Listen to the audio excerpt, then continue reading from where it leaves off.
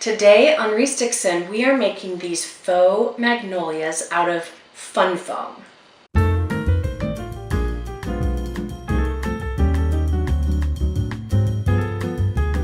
Hi everybody, it's Teresa with Restixin.com. I have been working on making a springtime tablescape. I haven't done a lot with tablescapes in the past, but my dining room table was just constantly getting cluttered with garbage. So I figured I had to do something about that. So I'm making this great tablescape, I'll show you in a little bit, but I had to do it in a way that was still Atticus friendly. So I'm not going to be putting dishes out or they will just end up on the floor. So I wanted something beautiful that I could put in the middle of the placemat that would still be spring-like and lovely, but if it ended up on the floor, I wasn't gonna cry about it. And so I came up with these jumbo magnolia flowers. They will add so much beauty to the table. They'll take up that space in the middle of the placemat and add so much spring, just liveliness and beauty to my table. So this whole thing cost me 79 cents. All you have to do, and probably less than that, all you have to do is get some fun foam. So you buy it in sheets just like this, and it cuts super easy. I love working with this stuff, and X-Acto goes through it like butter. And you need to cut some petal shapes. Now, I never use a pattern when I'm making fake flowers because nature doesn't have a pattern. Nature is irregular and wonky, and you want that. So all I did, here's my pattern pieces. You'll need one to be your center, and that I just made a circle. And then you'll need a series of different sizes. I did 4 different sizes here, and I cut 5 petals out of each size. So I took the first one and I just kind of cut a big petal shape.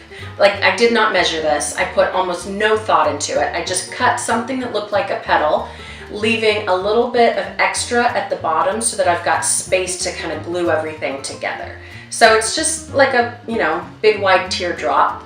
And I cut 5 of those, and then so I actually cut 6, because then I took the 6th one and I cut off a little bit around the edges, maybe 1/4 inch, but like I said, there were no measurements involved in this project. So cut off a little extra, and that leads you to your second size. So I cut 6 out of this, 5 to use, and then 1 to become my next size. So I just cut off a little bit more to create that, and cut out 6 of those with 5 to use and 1 to become this size. Okay, so I've got 4 graduated sizes from big to little, and then a circle to become the center. So if you want to add a little color, like I did, I'm not sure if this is going to show up on the camera because I used orange. I wanted it very, very light. But all I did was get a cup of dye, like you dye your clothes with, and I just dunked it, like in a mug, and let it dry. And it created this really beautiful tint. If you see lots of flowers, they're a little more green towards the center and white towards the middle, and then they take on a color on the outside. So I kind of wanted that effect, but that's totally optional. You can just get a colored foam if you wanted, but I was also looking to kind of break up that plastic look. I wanted something a little more organic looking, so a little touch of dye went a long way. I think in my finished one you can kind of see, especially up against the white there, you can see how that orange plays out, and it looks beautiful when it's on the table. Okay, so with your pieces cut out, this is where the magic happens. You'll need a heat gun and then something to hold the pieces in place so you don't burn your fingers. So let me start with the big pieces here. I'm just going to hold this down so that it doesn't move around on me, and turn on my heat gun until the whole thing starts to curl in on itself.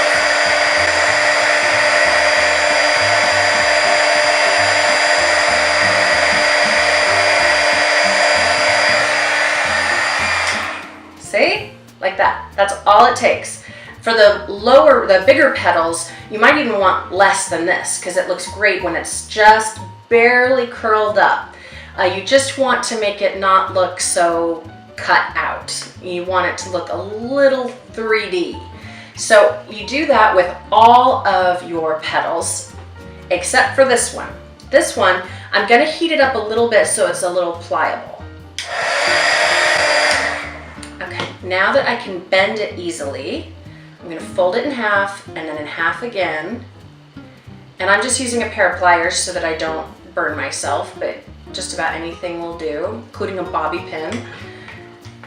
And I'm going to kind of melt it in this quartered shape to make that little inner bud portion.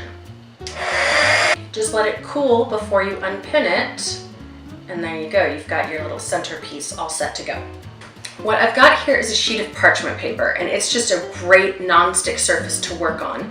And I've put a big blob of hot glue right down in the center. So then I'm gonna take my largest pieces, the pieces I've dyed, and I'm gonna stick it right into the hot glue. Be very careful. I have so many hot glue scars. And what we're making is a 5-petal flower. So think star shape. So I'm just gonna put like the 2 bottom legs and then the top piece here in the glue.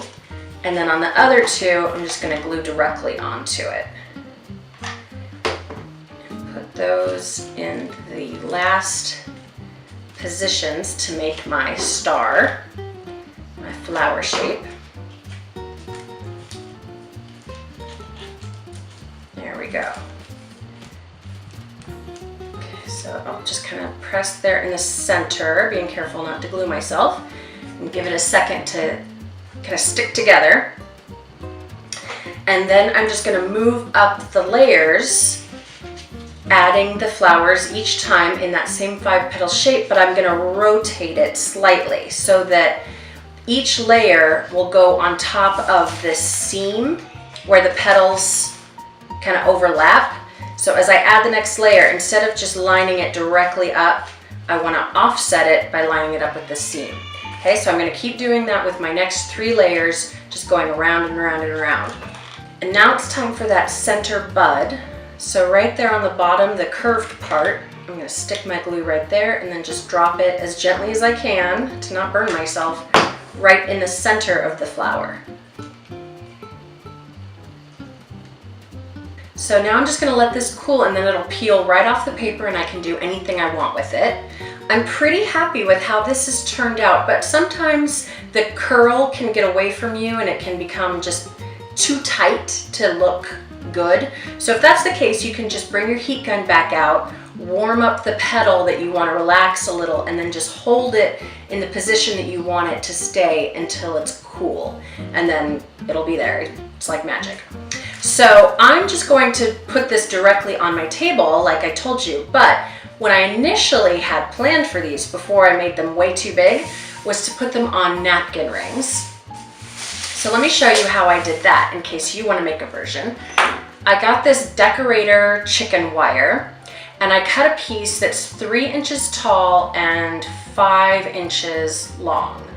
And the chicken wire is nice because it automatically gives you these ends that you can just wrap together. So I just kind of stuck the ends through the other side to make a tube,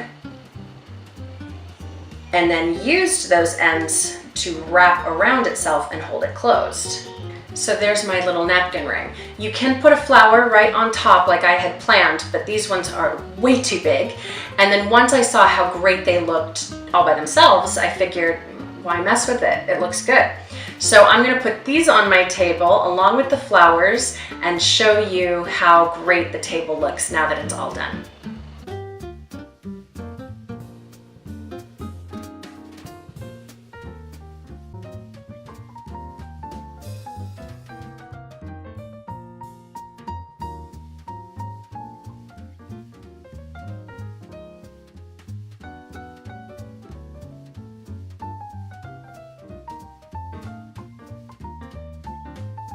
I just love how these flowers turned out. I think you could make a whole vase with them. It'd be really simple to just stick a stem up through the bottom and put a whole vase together of them, or use these to embellish anything from like church pews at a wedding to a gift box. Anywhere you can stick a flower, you can put one of these, and I just love that you can go so big and grandiose, and they are uncrushable. So I hope that this was inspiring, that you'll give this a try, and please let me know if you do. Help me out by sharing these videos and spreading the word, and don't forget to subscribe to the channel yourself for lots more great ideas, and we'll see you next time. Bye-bye.